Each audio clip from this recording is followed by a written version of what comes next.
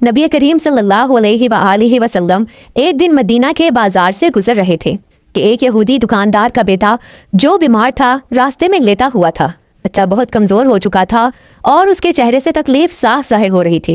نبی کریم صلی اللہ علیہ وآلہ وسلم رک گئے اور بچے کے پاس بیٹھے۔ آپ صلی اللہ علیہ وآلہ وسلم نے نرمی سے اس کا سر اٹھایا اور پوچھا، بیٹا تمہیں کیا تکلیف ہے؟ بچے نے بتایا کہ اسے 3 دن سے بخار ہے اور کوئی علاج نہیں کر رہا۔ نبی کریم صلی اللہ علیہ وآلہ وسلم نے فوراً حضرت بلال رضی اللہ تعالی عنہ کو حکم دیا کہ گھر سے کھجوروں کا شربت لاؤ۔